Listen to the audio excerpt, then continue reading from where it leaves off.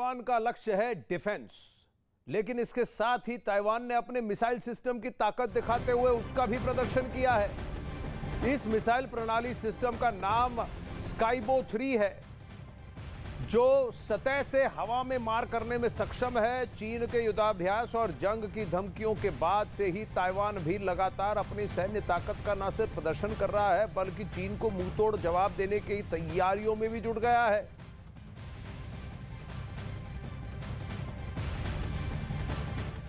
हम युद्ध नहीं चाहते, लेकिन हमसे पंगा लोगे तो हम भी आंख फोड़ देंगे, ये एटीट्यूड दिख रहा है ताइवान का। ताइवान को लेकर चीन किसी भी सूरत में झुकने वाला नहीं है, ऐसा भी लग रहा है।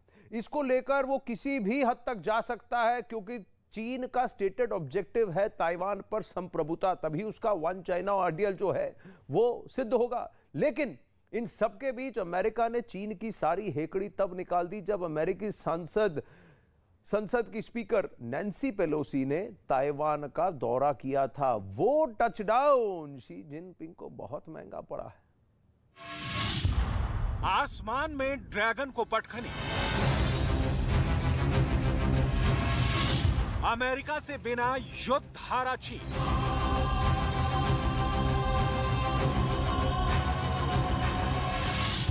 अमेरिका ने फेल कर दिया चीन का प्लान। 2 अगस्त की वो तारीख थी जब अमेरिकी संसद की स्पीकर नैन्सी पेलोसी का प्लेन ताइवान की राजधानी ताइपे में उतरा। इसी लैंडिंग के साथ चीन की प्लानिंग फेल हो गई थी। चीन को जोरदार झटका लग गया था। असल में ताइवान को अपनी जागीर समझने वाले चीन ने धमकी दी थी कि नैन्सी पेलोसी ताइवान के दौरे पर आई तो उनके विमान पर हमला भी हो सकता है। चीन की इसी धमकी के बाद नैन्सी पेलोसी की सुरक्षा बढ़ा दी गई थी। उन्हें अमेरिकी वायुसेना के साये में ताइवान भेजा गया। पेलोसी करीब 3 दशक बाद ताइवान पहुंचने वाली बड़ी नेता थी। मतलब ये कि चीन की तमाम धमकियों के बावजूद अमेरिका ने अपने नेता को ताइवान भेजकर उसकी हेकड़ी निकाल दी।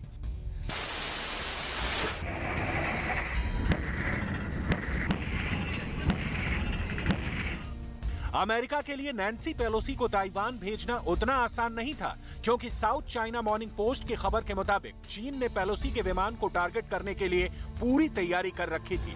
उसकी कोशिश यही थी कि किसी भी तरह नैन्सी पेलोसी को ताइवान जाने से रोका जाए। इसको लेकर चीन की नौसेना ने समंदर में घेरा डाल रखा था, तो उसकी एयरफोर्स आसमान में अलर्ट थी।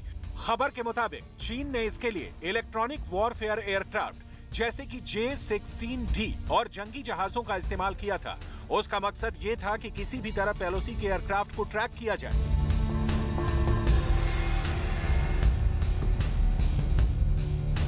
लेकिन चीन की यह चाल पूरी तरह फेल हो गई। दावा किया गया कि पेलोसी के विमान को ट्रैक करने के लिए लगाए गए सभी इलेक्ट्रॉनिक वॉरफेयर उपकरण पूरी तरह से जैम हो गए थे। खबर के मुताबिक चीन के ट्रैक करने वाले उपकरणों को नाकाम करने के पीछे अमेरिकी वायुसेना थी। अमेरिका ने चीन को इलेक्ट्रॉनिक वॉरफेयर में बुरी तरह से मात दी थी।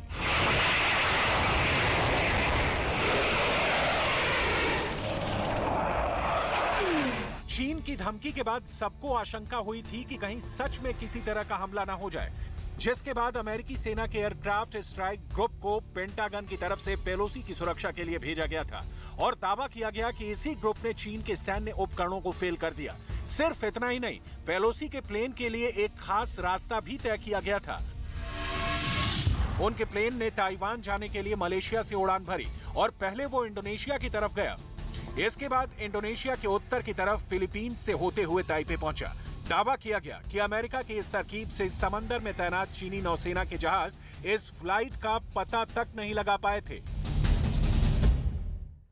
दावे तो बहुत सारे होंगे, लेकिन अगर उस फ्लाइट प्लान को देखें तो साउथ चाइना सी को अवॉइड करते हुए नैन्सी पेलोसी की प्लेन गई। ताइपे पे जब टचडाउन किया, वहीं पे सबसे बड़ी साइकोलॉजिकल शिकस्त शी जिनपिंग को मिली। नैन्सी पेलोसी और अमेरिकी सांसदों के दल से चीन भड़का हुआ है, लेकिन अब इसी क्रम में जल्द पश्चिमी देश भी अपने दल ताइवान भेजने वाले हैं। सबसे पहले 2 अगस्त को अमेरिका के हाउस ऑफ रिप्रेजेंटेटिव्स की अध्यक्ष नैन्सी पेलोसी का ताइवान दौरा होता है।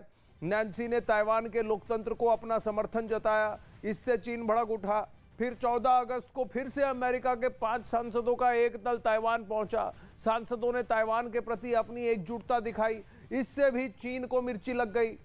ताइवान के साथ एकजुटता दिखाने के लिए अगले सप्ताह जापान का एक दल ताइवान पहुंच रहा है। यह दल सोमवार से बुधवार तक ताइवान में रहेगा। जापान के बाद कनाडा के 8 सांसद ताइवान पहुंचने वाले हैं। कनाडा दोनों देशों के बीच व्यापार बढ़ाने पर जोर दे रहा है। यह दल अक्टूबर में आ सकता है।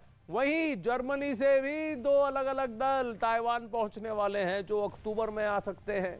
जर्मनी के बाद अक्टूबर या फिर नवंबर में ब्रिटेन का भी एक राजनीतिक ग्रुप ताइवान पहुंच रहा है। यानी चीन के रवैये से पश्चिमी देश चिढ़े हुए हैं और इसलिए चीन को जवाब देने के लिए अपना दल ताइवान भेज रहे हैं।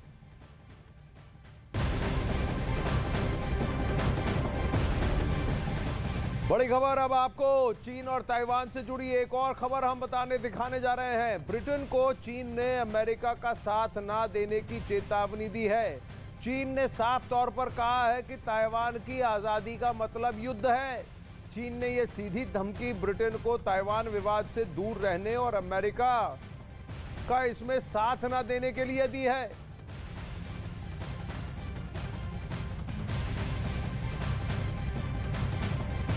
अब वहां ब्रिटेन अपना अगला प्रधानमंत्री चुनने की फिराक में है और कंजर्वेटिव पार्टी के दोनों लीडर्स ने बात चीन की है। ऋषि सुनक ने कहा है कि देखिए वहां जितने भी चाइनीज स्टडीज और कन्फ्यूशियस इंस्टीट्यूट हैं इनको हम बाहर करने वाले हैं, क्योंकि देखिए चीन फिर से मसल फ्लेक्सिंग कर रहा है। वहीं चीन अपनी हरकत से बाज नहीं हारा है। चीन की दक्षिण चीन सागर में व्यापार पर कंट्रोल की चाहत एक नए महायुद्ध को न्योता दे रही है। आइए आपको बता दें कि आए दिन सैन्य अभ्यास का ड्रामा अपने पड़ोसियों को भड़का रही है। देखिए ये स्पेशल रिपोर्ट।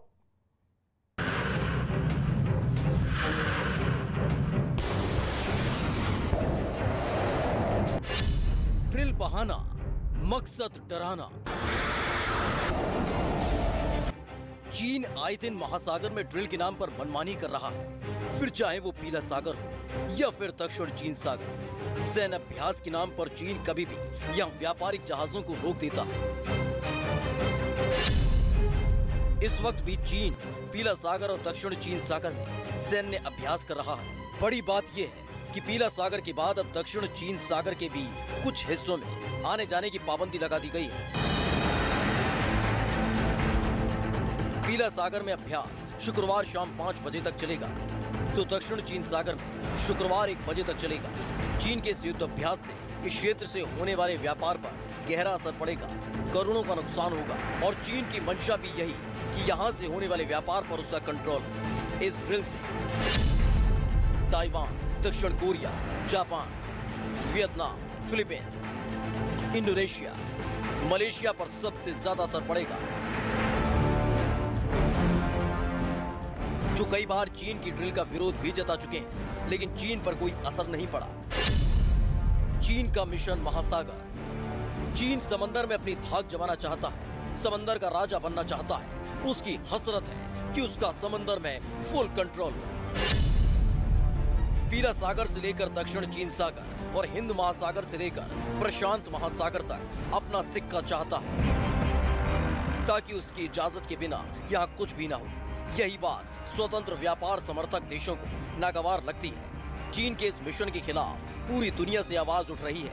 यही वजह है कि भारत, जापान, अमेरिका, ऑस्ट्रेलिया को क्वाड का गठन करना पड़ा। इस क्षेत्र की निगरानी पर सहमति बनी है। हिंद महासागर में ड्रैगन का षड्यंत्र। जिस वक्त चीन का ताइवान मसले पर तनाव चरम पर है, ऐसे वक्त में चीन का जासूसी युआन वांग 5 श्रीलंका में है। युआन वांग 5 जहाज को चीन के सबसे खतरनाक जासूसी जहाजों में शुमार किया जाता है। यहाँ तक कि ये जहाज किसी बैलिस्टिक मिसाइल को ट्रैक करने में भी सक्षम है और चीन का ये जहाज करीब 750 किलोमीटर दूर तक आसानी से निगरानी कर सकता है। माना जा रहा है कि हम्बनटोटा पोर्ट पर पहुंचे युआन वांग 5 की पहुंच दक्षिण भारत के प्रमुख सैन्य और परमाणु ठिकानों जैसे कलपक्कम, कुड़नकुलम तक होगी। ऐसे में चीन की मंशा समझी जा सकती है। ताइवान पर ड्रैगन का पहरा।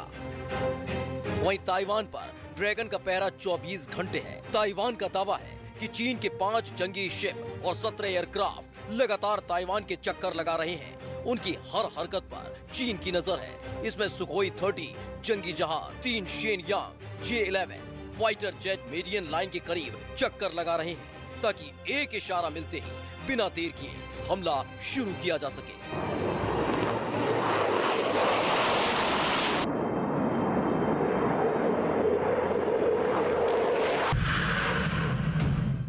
इंडिया का प्राइड,